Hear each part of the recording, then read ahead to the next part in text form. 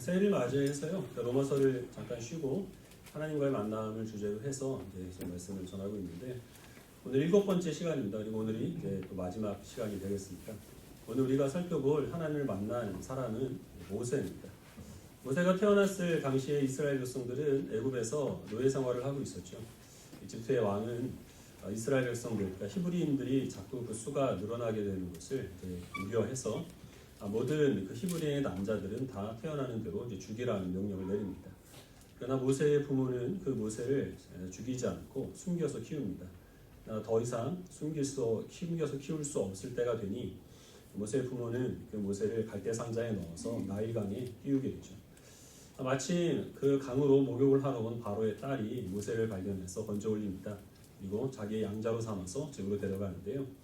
하나님의 섭리 가운데 모세의 어머니인 요게벳이 그의 그 유모가 되어서, 그래서 모세는 그 이집트의 왕궁에서 왕자로 성장을 했지만 그러나 히브리인이라고 하는 자기의 정체성을 잃지 않고 자랄 수가 있었습니다. 그 모세가 40세가 되었을 때에 그 이집트의 그 군인이 자기의 동족을 학대하는 것을 보고 모세는 분을 참지 못합니다. 그 이집트 사람을 때려 죽이고 그 시신을 감춥니다. 하지만 곧 그 사실이 발각되게 되었고, 그래서 모세는 광야로 도망갑니다. 그래서 미디안의 제사장의 딸과 결혼을 해서 아이를 낳고 그 장인의 양을 치는 양치기로 그 광야에서 40년의 세월을 보냅니다. 그렇게 해서 모세가 80세가 되었을 때 하나님께서 그를 찾아와 만나십니다. 호렙산에서 하나님이 모세를 부르시고 모세에게 하신 말씀은 나는 너희 조상 아브라함과 이삭과 야곱의 하나님이다. 내가 내 백성의 신음소리를 들었고 이제 그들을 내가 애굽 사람의 손에서 인도하여 낼 것이며 그 조상들에게 약속한 그 가나안 땅으로 내가 반드시 드릴 것이니 너는 바로에게 가서 이 이스라엘 백성들을 풀어달라고 얘기를 하고, 그리고 이스라엘 백성들에게 가서 우리 조상 여호와 하나님이 이제 우리를 인도하여 가나안 땅에 우리를 들여 보낼 것이니 이 모세의 가르침에 따라 인도함을 따라 이 광야길을 걸어라 라는 그 메시지를 전하라는 그 사명을 하나님께서 모세에게 허락하여 주십니다. 그래서 모세는 40년 동안 장인의 양을 치던 양치기에서 이스라엘 백성의 목자로서의 그 사명을 하나님을 만남으로써 맡게 되었는데, 그 사명을 처음 받았을 때 모세가 보인 반응은 거부였습니다. 내가 누구에게 바로에게 가서 그에게 말을 할 것이며 내가 누구에게 이스라엘 백성들을 이끌어내어서 그들을 가나안 땅까지 들여보내겠습니까?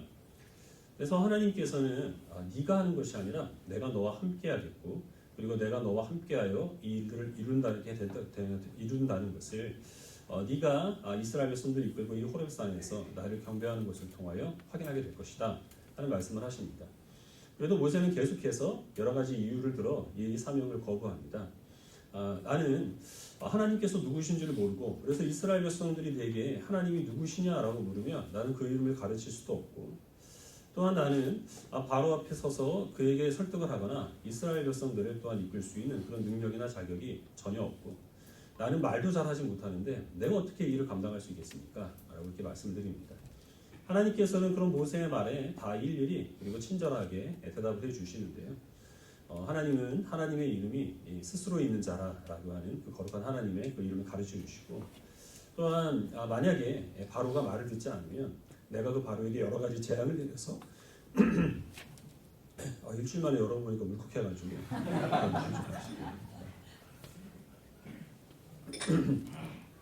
갱년기가 되니까 괜히 슬퍼져요. 내가 바로가 말을 듣지 않으면 내가 여러 가지 재앙을 내려서 그를 칠 것이기 때문에 염려하지 말고 바로에게 가라. 그리고 네가 이스라엘 백성들을 설득할 수 있는 말주변이 없지만 네가 해야 될 말을 내가 네 입에 넣어주겠다 라고 말씀하십니다. 말씀만으로는 부족해서 모세의 지팡이가 뱀이 되게 하는 이적, 그리고 손에 나병이 들었다가 다시 깨끗하게 되는 그런 이적들도 하나님께서 보여주시는데, 그래도 모세는 요지부동입니다. 하나님, 보낼 만한 사람을 보내십시오. 지금까지 모세가 말했던 것은 사실 다 핑계에 불과했고요. 모세는 이 일을 하기 싫은 겁니다. 그러나 모세가 아무리 고집을 부린다고 한들 하나님의 고집을 꺾을 수 있겠습니까? 하나님께서는 마침내 진노하시고, 그리고 네가 말 잘하는 내 형 아론을 너의 대변으로 붙여줄 테니까 너는 그와 함께 당장 지금 바로에게 가라 라고 말씀하십니다. 그래서 모세는 내가 이스라엘의 목자라는 사명을 받았다는 기쁨과 영광으로 충만해서, 그래서 하나님이 주신 사명을 이때부터 감당하게 된 것이 아니고 진노하신 하나님께서 자기를 죽이실까봐 죽음이 두려워서 마지못해 이스라엘의 목자의 사명을 비로소 감당하게 되었던 것입니다. 모세는 왜 이렇게 계속해서 자기에게 사명을 주시는 하나님의 부르심을 거부할까요? 겉으로 보기에는 겸손해서 그런 것 같습니다. 나는 이 일을 할 만한 자격이나 능력이 없다. 사실은 불만스러운 거죠. 왜 이제야 나타나셔서 나한테 뭘 하라는 겁니까? 모세가 40세였을 때는 가진 것이 많았습니다. 애굽의 왕자라는 지위도 있었고요. 젊음도 있었고 사람 하나를 자기가 때려서 죽일 수 있는 신체적인 능력도 있었고 자기 힘으로 어떻게든 자기의 동포를 구원해보려는 의지와 의욕도 충만한 사람이었습니다. 그때 하나님께서 오셔서 이스라엘을 목자로 삼아주셨다면 내가 훨씬 더 수월하게 이 일을 해낼 수 있었을 것이고 또 많은 일들을 이룰 수 있을 것인데 근데 이제 와서 그 모든 것들을 다 잃어버린 죽어갈 날만 기다리고 있는 그런 나에게 와서 무엇을 하라는 겁니까? 이제 이게 불만스러운 거죠. 하나님의 이 일을 감당한다는 것은 자기의 일을 이루는 것이 아니기 때문에 사람이 가진 능력이나 자격 이런 것들은 사실 크게 중요한 것이 아닙니다. 하나님께서 그 일을 감당할 만한 그런 은사만 그에게 허락하여 주신 것이고 나머지는 다 하나님께서 이루실 일이죠. 40세의 모세는 많은 것을 갖고 있는 사람이었지만 그러나 그는 자기의 마음속 중심에 자기밖에 없었고 그리고 또 자기 삶의 주인이 하나님이 아니라 자신이었던 사람이었습니다. 동풀을 구하고 싶은 그런 의욕은 물론 훌륭한 것이었지만 그렇다고 해서 뒤도 돌아보지 않고 자기가 그 분을 이기지 못해서 자기의 동포를 학대하는 그 사람을 그저 때려 죽이고 또 그것을 숨긴 일 이런 어떤 이 충동적인 성향 그리고 자기 중심적인 태도 이런 것을 가지고는 하나님의 일을 감당할 수가 없는 거죠. 그래서 하나님께서는 40년 동안 그 모세가 자기를 완전히 비우고 이제는 온전히 하나님만을 의지하고 주의 뜻에 순종할 수 있는 하나님 중심적인 사람이 되도록 기다리신 겁니다. 그러나 40년 전의 모세나 80세가 된 모세나 겉으로는 많은 것이 달라지겠지만 본질적으로는 별한 것이 없습니다. 그는 여전히 자기 중심적인 사람인데요. 모세가 하나님께 드린 말씀들을 가만히 살펴보면 주어가 다 나입니다. 내가 어떻게 바로에게 가고 내가 어떻게 이스라엘 백성들을 설득을 하겠습니까? 내가 어떻게 저들을 인도해 내겠습니까?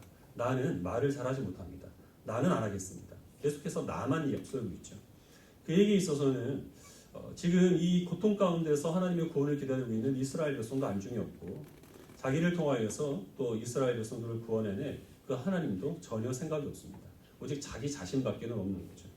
그래서 하나님께서 이 모세를 설득하시기 위해서 하신 말씀들을 보면은 하나님은 모세하는 그 모든 말씀에 반박하신 것이 아닙니다. 그렇지 않아. 넌 능력이 있고 너는 충분히 해낼 수 있어. 너 자신에 대한 가능성을 믿어. 용기를 가져. 이런 말씀이 아니라 네 말이 다 맞다는 겁니다. 너 바로 앞에 설 수 있는 능력 없고 자격 없다. 네가 어떻게 이스라엘 백성들을 인도해 내겠느냐. 너 말 못하는 거 나도 안다. 그러나 내가 너와 함께 하겠다. 네가 이스라엘 백성 구원하는 것이 아니라 내가 너를 통해 내가 이스라엘 백성들을 구원하는 것이다. 내가 힘을 줄 것이고 또 내가 이 모든 것을 이룰 것이니 나만 믿고 가라. 자기만 바라보던 그 모세를 하나님께서는 나를 바라보라 라고 그렇게 말씀을 하신 것입니다. 하나님 중심으로 살고 그리고 또 하나님의 뜻에 철저히 순종하고 또 주님만 의지할 수 있도록 자기의 삶이 그 주인이 내가 아니라 하나님이라는 사실을 인정하도록 하나님께서는 지금까지 모세를 낮춰오셨고 80세가 된 모세 앞에서도 자기의 연약함을 포기하시고 있는 그대로 인정을 하십니다. 그리고 이제 광야 40년 동안 하나님께서는 모세와 더불어서 이스라엘 백성들을 비우고 낮추시는 이 일들을 계속해서 이루어 가십니다. 그리고 이것이 하나님께서 모세를 이스라엘 백성의 인도자로서의 사명을 주신 목적이며 이스라엘 백성들을 하나님의 제사장 나라의 그 사명으로 부르신 그 목적이기도 하다는 것입니다. 사명이라고 얘기를 하면 굉장히 거창하게 들리죠. 목숨을 바쳐서 뭔가를 해내야 될 것 같은 그런 좀 부담감이 있는데요.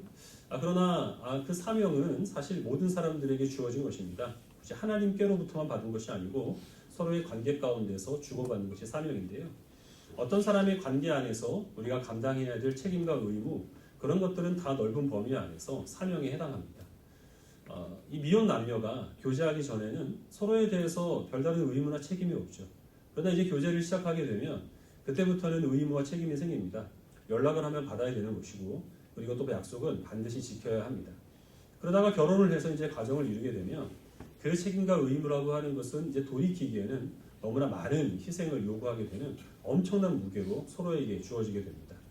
그 책임과 의무의 절정이 무엇이냐 하면 아이의 출산입니다.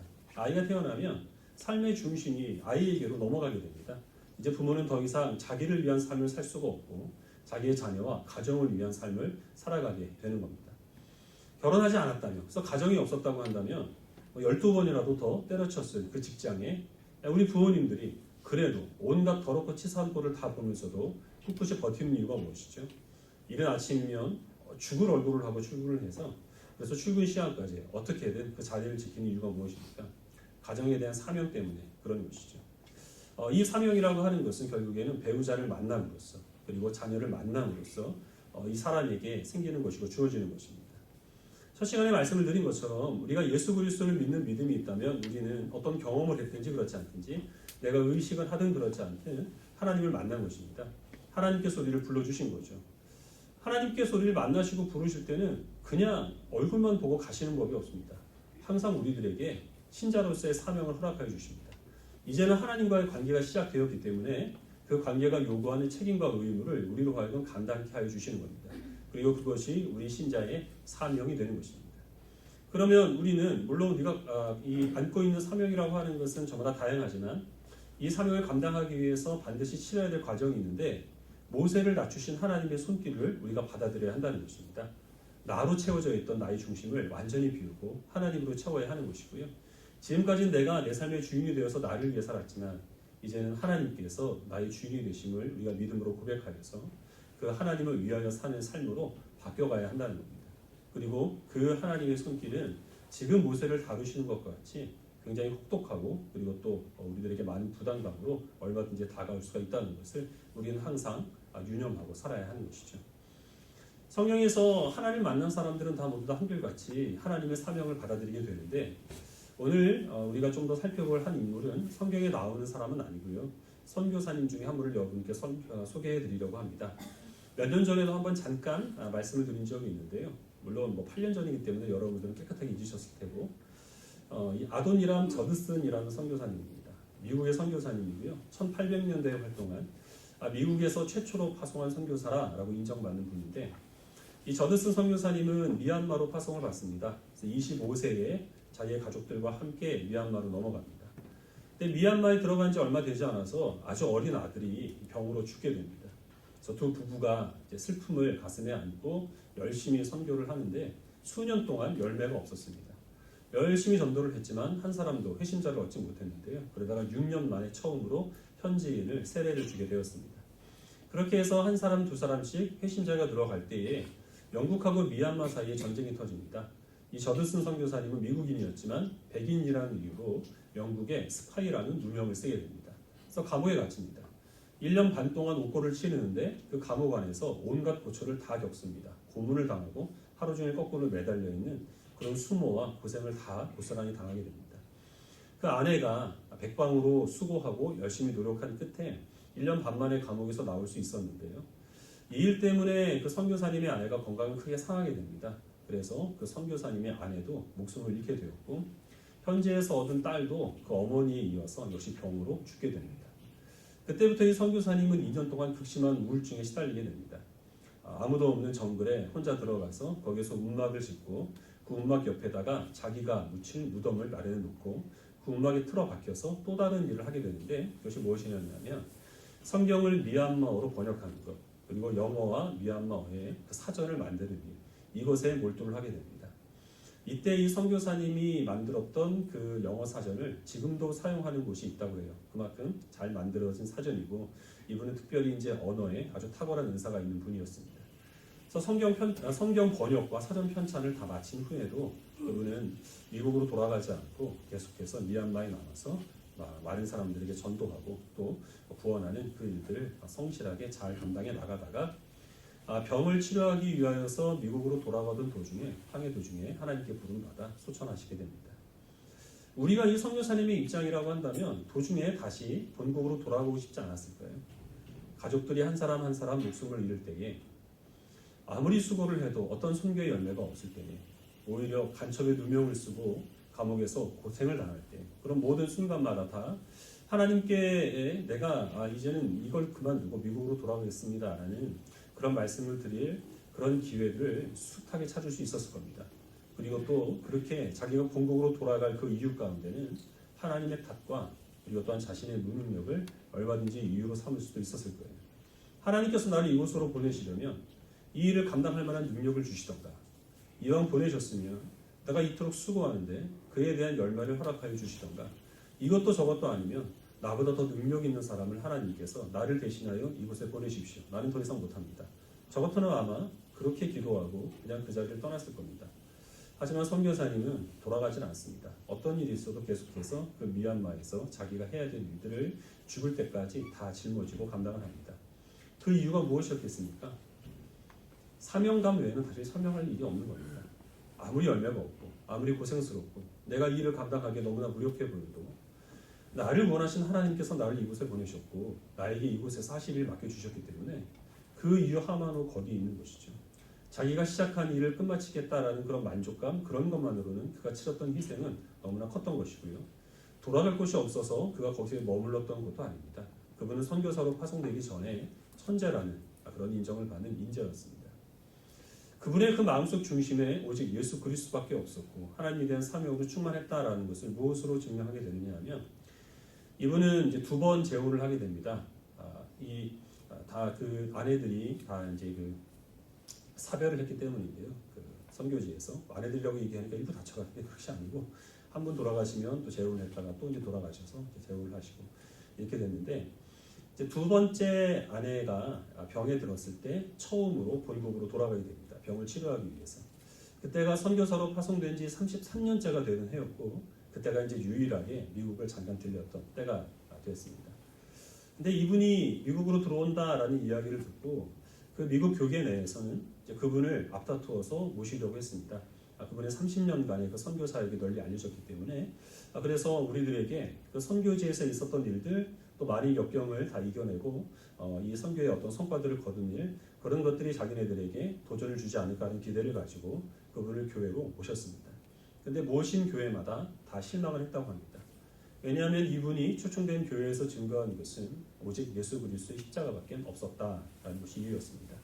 그것은 누구에게나 들을 수 있는 것이고요. 선교사님에게만 들을 수 있는 이야기를 기대를 했지만 이분이 증거한 것은 오직 어디에서나 들을 수 있는 예수 그리스도의 십자가 외에 다른 것은 없었다는 것이 사람들이 실망하게 된 원인이었다는 것이죠.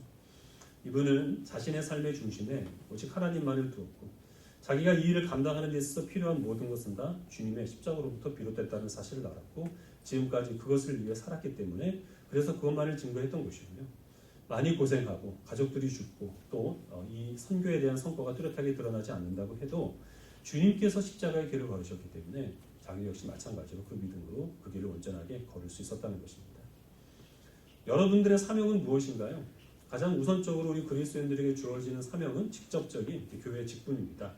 그래서 중요한 직분을 감당을 할 때마다 직분자들은 하나님께 서약을 하죠. 직분에 따라서 서약의 내용은 조금씩 달라지지만 근본적인 내용은 동일합니다. 이제 나는 내 영광을 위해 살지 않고 하나님의 영광을 위해 살겠습니다. 나의 유익과 만족을 구하지 않고 하나님이 세우신 교회의 만족과 유익을 위하여서 희생하는 삶을 살겠습니다. 이게 모든 직분자들의 공통적인 서약의 내용입니다. 나는 직분이 없다. 이럴 줄 알고 직분을 안 받았죠. 뭐 이런 안도의 한숨을 쉬고 계시는 분이 계시다면 아직 방심하시기는 이릅니다. 모든 우리 그리스도인들의 서약 가운데서 가장 기본적이지만 가장 강력한 서약이 무엇이냐면 세례 서약입니다. 세례 서약은 내가 지금까지 걸었던 길에서 돌이켜서 하나님께로 향하겠다라는 것입니다. 우리는 물론 세례 서약을 할 때에 그 서약의 내용들을 사실 다 잊어버리죠. 그때 서약을 하고 그 뒤로부터는 그냥 넘어가 버리게 됩니다. 그러나 모든 세례 교인들은 자신의 영광이 아닌 하나님의 영광을 위해 살고 자기의 만족과 유익을 구하지 않고 교회의 유익을 위하여서 자기를 희생하겠노라는 그 약속을 하나님께 하고 지금 믿음의 길을 걷고 있는 겁니다. 우리는 그 약속을 잊어도 하나님은 그 약속을 분명히 기억하고 계실 겁니다. 그래서 로마의 황제들 중에 몇 사람들은 죽기 직전에 세례를 받습니다. 왜냐하면 자기가 이제는 하나님의 사람으로 살겠다라고 서약을 해놓고 그 약속을 지키지 못하면 하나님께 무슨 벌을 받을지 모르니까 그게 두려워서 죽기 직전에야 세례를 받았다는 겁니다. 그만큼 우리가 하나님께 드린 이 충성과 그리고 헌신과 사명을 감당하겠노라는 그 약속은 가볍게 취급할 것이 아니라 무거운 것이죠. 하지만 교회에서 주어지는 직분만이 우리 사명의 전부는 아닙니다. 직업에 해당하는 영어 단어 중에 vocation이라는 단어가 있습니다. 근데 그 단어의 그 어원은 부르심에서 나온 겁니다. 기독교 국가들, 특별히 개신교적인 어떤 전통과 문화를 가진 그런 영어권 국가들에서는 사람들의 그 직업이 생계나 아니면 어떤 자아 실현의 그 수단으로서가 아니라 하나님께서 주의 뜻을 이루시기 위하여서 그 직장으로 보내신 것이다라는 그런 생각을 가지고 그 일에 임하기를 바랬다는 것이죠. 그래서 우리들은 학생이 학교에서 공부하는 것이나 가정주부가 집안을 돌보는 것이나 그런 모든 것들은 다 하나님께서 우리로 하여금 하나님이 창조하신 이 세상을 하나님의 뜻대로 유지하시고 또한 하나님 뜻대로 다스리게 하시고 주님의 그 원대로 이 세상을 정의와 공평이 흐르는 곳으로 변화시키기 위하여서 우리를 그곳에 보내신다라는 그런 생각을 가지고 그 자리에 임해야 하는 겁니다. 단순히 생계를 위하거나 아니면 자아 실현을 위해서 그래서 어떤 직업에 종사하고 돈 버는 일에 몰두하는 것은 사명을 감당하는 그리스도의 태도가 결코 아니라는 겁니다. 우리들은 어떠한 마음으로 하나님이 주신 사명을 교회에서나 아니면 우리의 모든 삶의 터전에서 감당하고 있는지를 항상 깊이 살펴야 할 줄 압니다. 말씀을 한 구절 보겠습니다. 고린도전서 1장 22절부터 25절입니다. 고린도전서 1장 22절부터 25절까지 말씀을 같이 한 절씩 보도록 하겠습니다.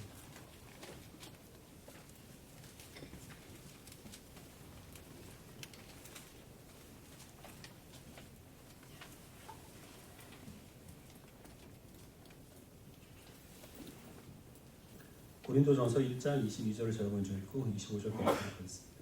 유대인은 표적을 구하고 헬라인은 지혜를 찾으나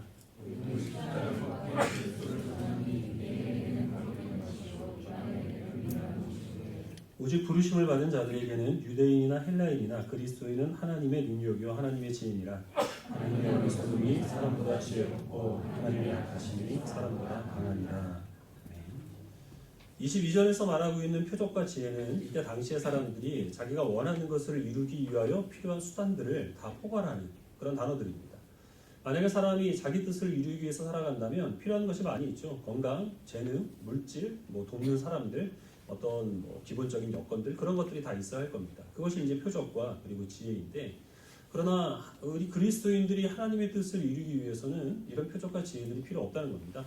하나님께서는 주의 뜻을 이루기 위하여 세상 가운데 보내신 하나님의 사명자들에게 이런 세상 사람들이 원하는 표적과 지혜를 주지 아니하시고 오직 십자가만 허락하신다라는 겁니다. 십자가에서 보이신 하나님의 지혜가 하나님의 그 사명을 감당하는 데 필요한 전부이고 거기에서 드러난 주님의 은혜와 사랑이 우리들에게 있을 때 그리고 우리가 그 길을 걸을 때 우리는 그 하나님께서 허락하신 주의 뜻을 이룬 사명을 온전히 감당할 수 있게 되기 때문입니다. 아무런 목적도 없이 또 아무런 사명감도 없이 어떤 자기가 관계를 맺고 살아가는 사람들에 대한 의무와 책임도 없이 그렇게 정말 자기 자신만을 위해서 멀리 내다보지 않고 당장의 즐거움과 만족만을 위해서 살아가는 사람들은 사실 가장 불쌍한 사람들입니다. 그 사람들은 숨을 쉬고 있지만 그러나 죽은 것과 다를 바가 없습니다. 죽음의 길을 걷고 있기 때문에 그렇습니다. 어떤 뚜렷한 목적을 가지고 정말 성실하고 열심히 살아가는 사람들이 있죠. 그러나 그것이 하나님과의 관계 가운데 나온 의무와 책임과는 상관없는 것이라면 그건 결코 사명이 될 수 없습니다.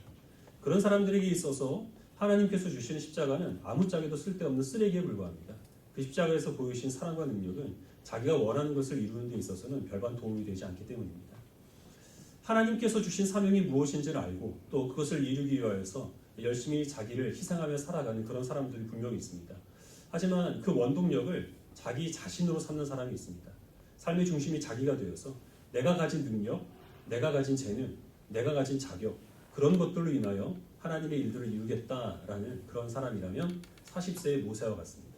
40세의 모세가 사명자로서 하나님의 그 허락하신 길을 걷지 못하고 살인자로 전락하게 된 이유가 가진 것이 없어서가 아닙니다. 가진 것은 많지만 그 많은 가진 것 때문에 마음속 중심에 하나님을 두지 못하고 자기 삶의 주인이 스스로가 되려 해서 그래서 모세는 사명자로 부름을 받지 못한 것이죠.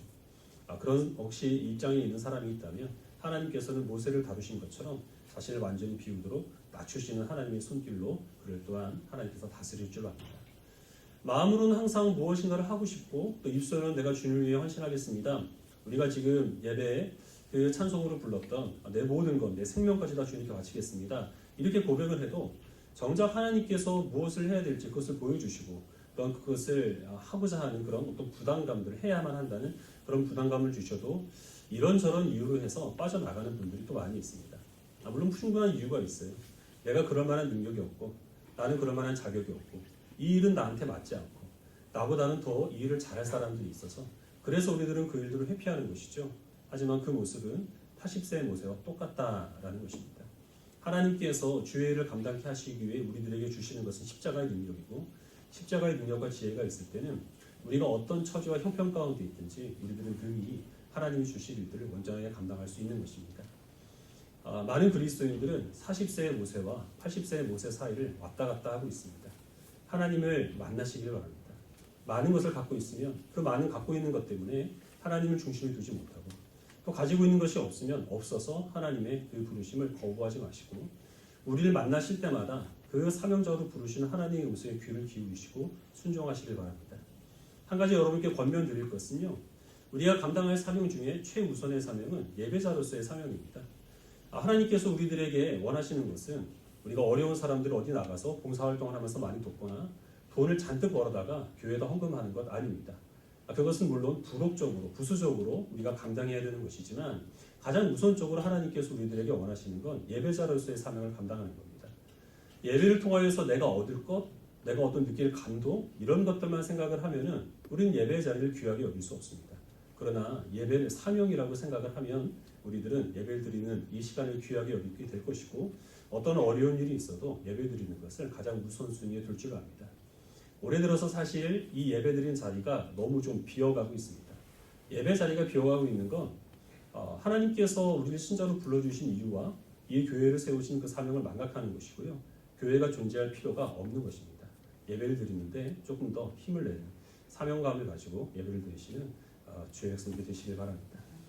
하나님께서 우리들에게 이루시고자 하시는 그 일은 오직 십자가의 능력과 지혜로 감당하는 것이라는 사실을 기억하시고 우리가 부유하든 가난하든 건강하든 연약하든 우리가 행하는 일들에 대해서 어떤 성과가 보이든지 그렇지 아니하든지 나를 통하여 주의 뜻을 이루실 하나님께 시선을 고정하시길 바랍니다.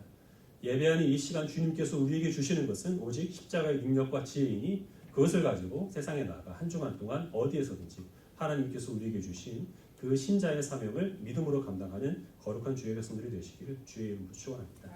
기도하겠습니다.